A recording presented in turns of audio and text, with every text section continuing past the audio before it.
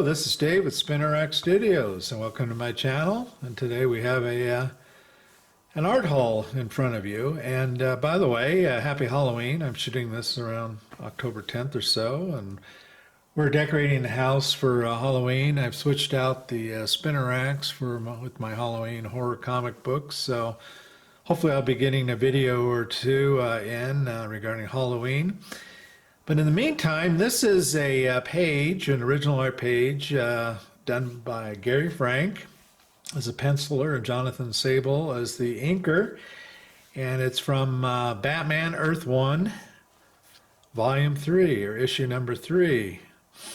And we'll get into this piece a little bit more, but before we get into this original piece of art, I'd kind of like to talk about Gary Frank a little bit. And I became aware of Gary in and around probably 1992, when I believe he started as the primary artist for the Incredible Hulk. And here are a couple issues that Gary penciled. I believe they were inked by Mark Farmer. This is, like I said, probably back in the, I'm going to say early 90s. I believe Gary started his run on Incredible Hulk with issue number 400, which you see, it's kind of the shiny thing there. And then next to it, I've got issue 402. And, Gary, if you look at the art, he doesn't use in these issues a lot of cross hatching or anything. The line work is very clean. I think you can see that the inking work was limited, not overdone by Mark Farmer. And Gary and Mark had a really good run on the Hulk. I think overall people liked their Hulk. Here's another issue, 415. And once again, I think you can see that, the line work is more towards the minimal side.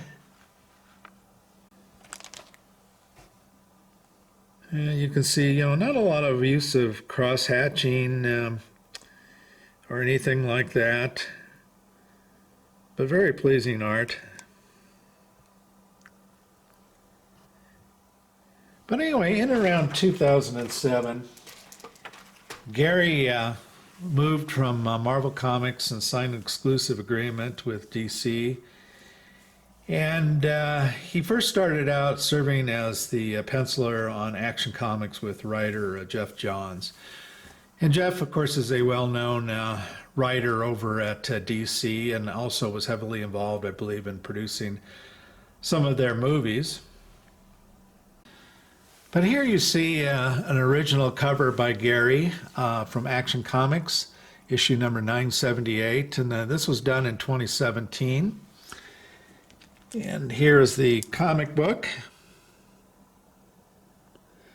Iconic scene of Superman holding up the helicopter while holding on to Lois. Very reminiscent of Superman #1 with Christopher Reeve's Superman movie #1, that is. But what I think you can really see in this cover is a substantial use of line work, of hatch work. I'll be honest, I'm not sure who inked this. I think Gary might have inked this.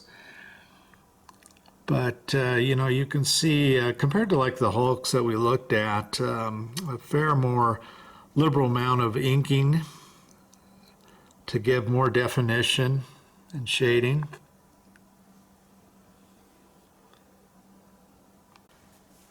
And here's another original piece that Gary did a little bit earlier in 2011. At this time, Gary, as I mentioned, was already working at DC, but Gary was a guest artist over at San Diego Comic-Con probably right around this period of time. And Gary was born, I believe, in Great Britain. He's a British citizen, but currently lives in Italy. So he doesn't get over here to the States very much. And he did a sketchbook for his visit to San Diego Comic-Con. And this is a piece that he penciled and inked and included in the sketchbook. And if you've watched my channel, you know that Spider-Man is my favorite character, and actually Hulk is my second favorite character. It's really the only comic book series, the two of them, that I have collected since, gosh, probably the late 70s, and continue to collect the new issues. So there's no other comic series that I've collected that long. But I think you can see a significant difference between, let me grab a comic here, between this Hulk from the early 90s versus this Hulk. Now, granted, the Hulk in the early 90s was kind of a different character. It was a smart Hulk, and this clearly is more of an enraged monster Hulk. Kind of harkens more back to the Hulk of, the 60s, when he was more of a monster than he was a hero of any kind. But this is just a fabulous piece. I love how, I don't know if you can see, but right there is Spider-Man's hand. It's on Hulk's thigh, and you can tell he's about ready to push off. And here, of course, the Hulk's got his arms raised up, about to come down on Spider-Man. So it tells a bit of a story. You wonder, did Spider-Man push off in time, or did he get clobbered by the Hulk? But anyway, getting back to this page that I recently purchased. In 2012, Gary and Jeff Johns began collaboration on Batman Earth 1, which is an original graphic novel set in the Earth 1 DC multiverse. And the premise of Batman Earth 1 is, as I mentioned, it takes place in an alternate continuity in the DC universe, and kind of features an updated and more realistic interpretation of Batman's story. One of the things that I love about Gary's work is he is a master of anatomy. I don't think you'll ever see a character with misdrawn feet, or perhaps a chest like this. But this is a page from the third issue of Batman Earth 1, and in this particular issue, the storyline kind of revolved around Two-Face. And I'm not going to get into the story in case you haven't read it or seen it. It's a good story. But one of the character introductions in this issue was Catwoman. And here she is, as you can see, giving Batman a pretty good kick to the head. But let me show you the comic book. I've only got it in digital, but here is the page immediately before the page that I have. And Batman was in a home, darkened home, and searching. And all of a sudden here you see Catwoman jumping out from behind him. And there's the following page, which of course is the page that I have.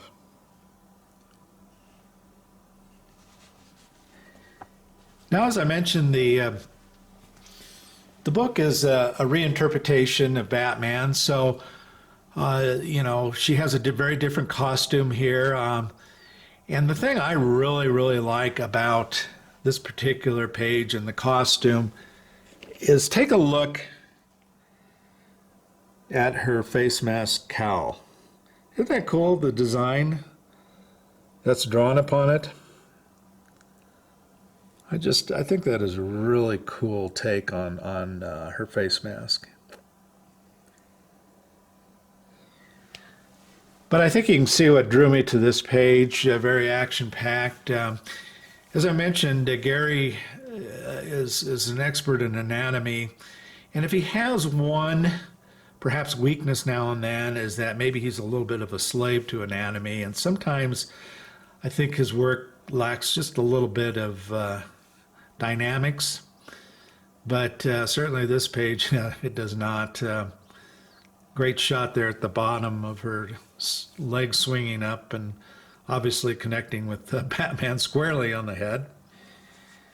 You know, Gary's mastery of anatomy also extends to portraits and faces and conveying emotion.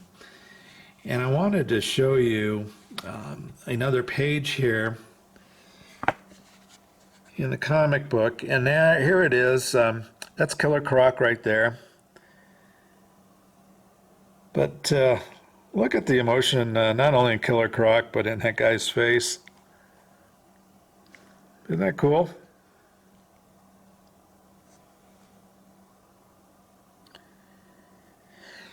You know, one thing about Gary, and that is that a lot of times I think artists, when you have dialogue scenes where, you know, two or more characters are standing around talking, a lot of times artists will draw all the characters in a panel, and then of course you'll have word balloons from each character. And Gary's mastery, I think, allows him to somewhat uniquely draw, much like a movie, you know, or a TV show. When you have a group of characters talking, the camera will typically be focused on the person talking, and then when they're done and somebody else talks, the camera then switches, of course, to the other person's face.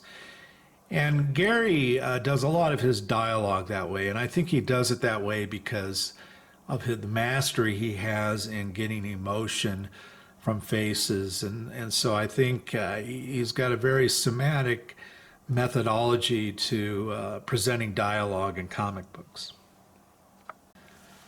I don't buy original art very often. You know, it's an expensive hobby, but I'm always happy when I can add a beauty like this to my collection. So I hope you enjoyed it, and take care.